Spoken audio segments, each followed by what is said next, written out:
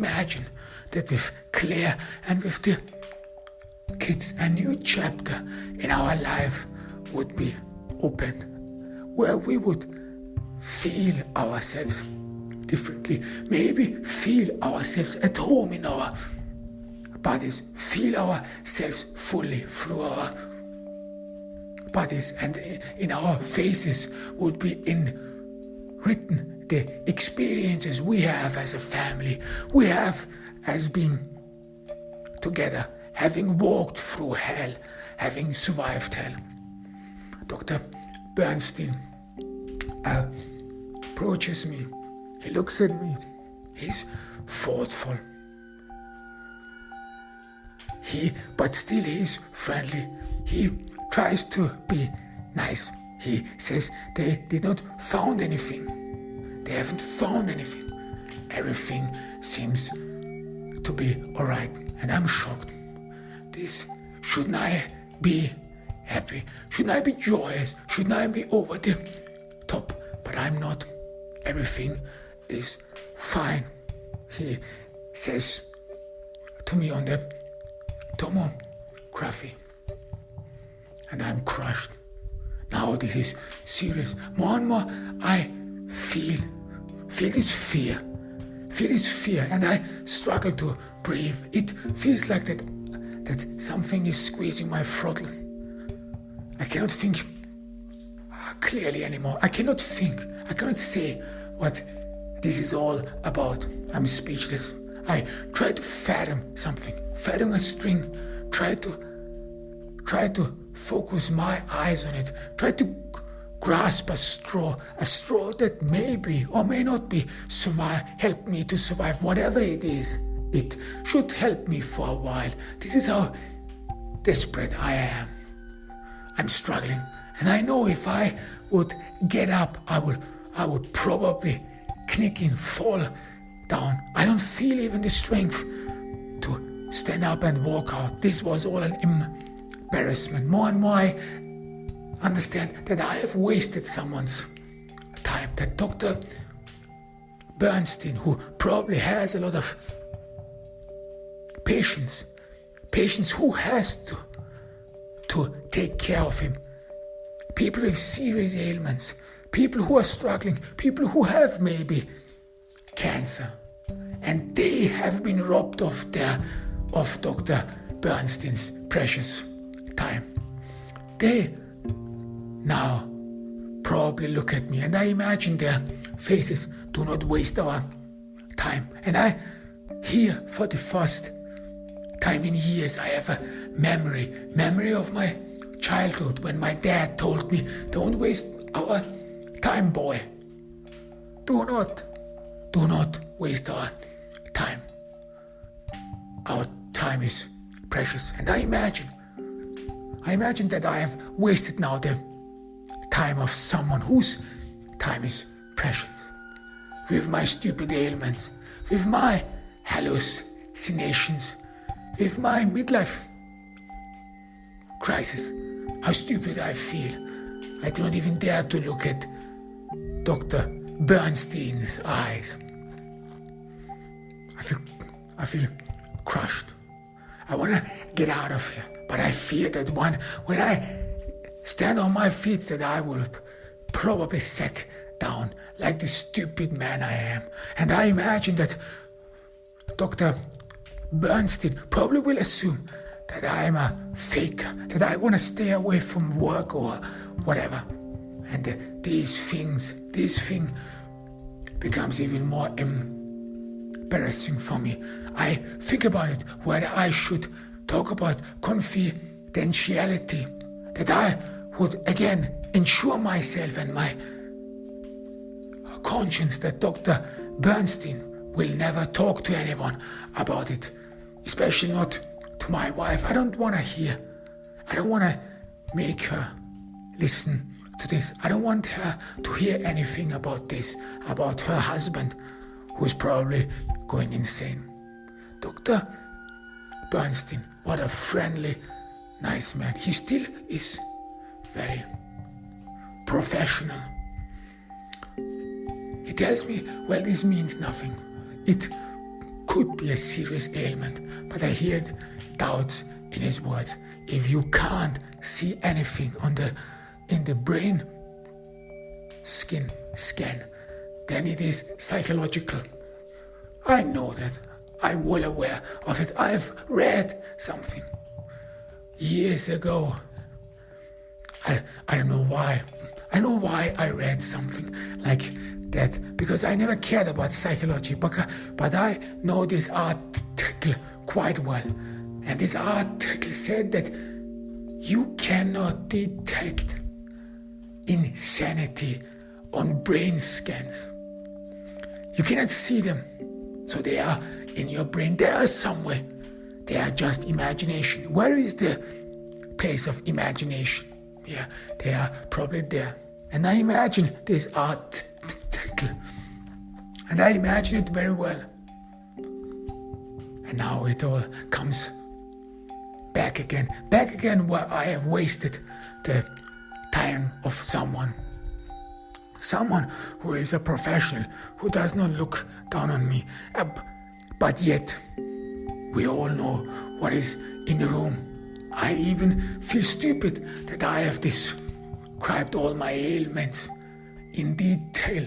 Now he probably has already a profile about me. What is this man? How insane is he? How far is his insanity progressed? Will he run through the streets naked, yell stupid things, and will people laugh about him, about what he says? And I'm crumbled.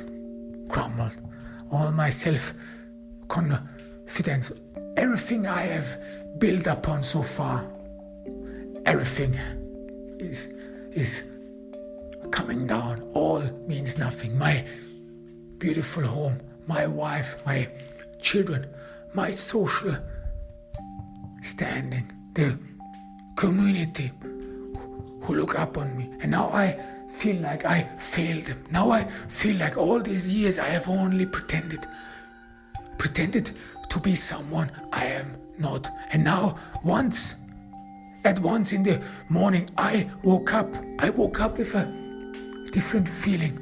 I still am in the house of this other person. I still live the life of this other person, but I somehow have forgotten how to be this other person. I cannot pretend to be this other person anymore.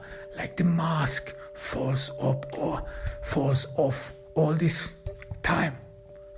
Like an insane madman who could keep it together, who could stick to a normal face, who could make people deceive and make them believe that he is quite right, that he is sane.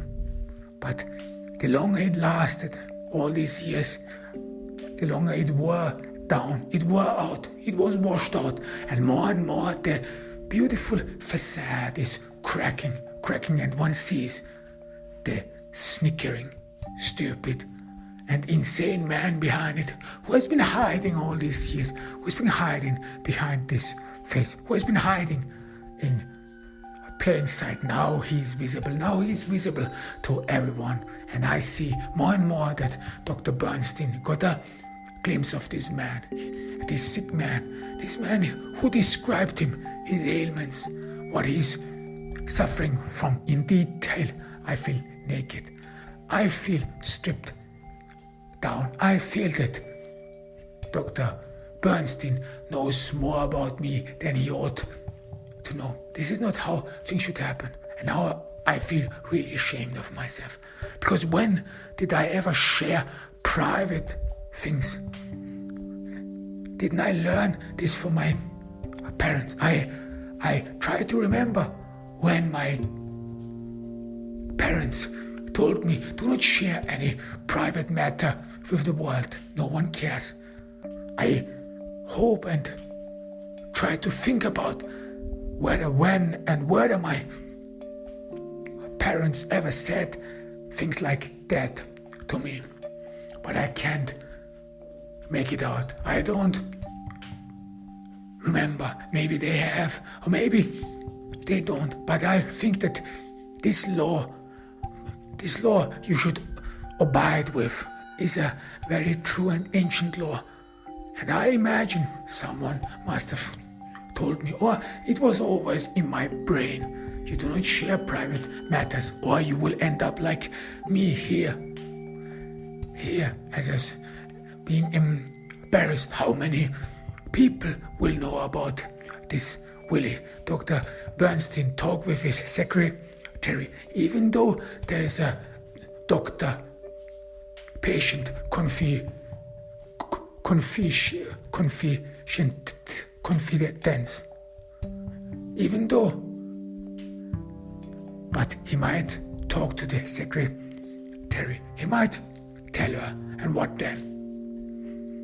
And she might tell to anyone she knows, and then the entire city will know about it, and they will laugh at you, they will mock you, they will deride you, you will be a laughing joke, they will call you the madman, they will call you the insane man, you are out of your mind, you are nuts. And I feel cold sweat. I need to get out of here. I'm thankful to Dr. Bernstein. He advises me that I should make some further tests. This could be something serious, but I dare not look into his eyes. This is just too embarrassing. I need to get out of here. I approve. I just nod. This is all I can do. I will make some further inquiries. I will look into it, but I know very well that this was a mistake, that I have to leave here. Leave at once and never ever come back. I walk out of Dr. Bernstein's office. My treads are heavy, my feet are heavy. I'm dragging myself out of the office, and I'm struggling to keep it together. I don't want to fall down. I don't want to stumble, because I fear once I fall down, once I am toppled, I will never be able to get up ever again. I will be crushed, and every tread is painful. It is probably the struggle of my life. I have to fight for every tread. I have to fight for progress. I have to fight to walk to my car. I feel weak. I feel down. I feel crushed. I cannot carry this burden anymore, and I don't know where I should go next. I have lost all senses for direction. I have lost any goal. I have lost any ambition I had. Now I'm totally void. I'm devoid.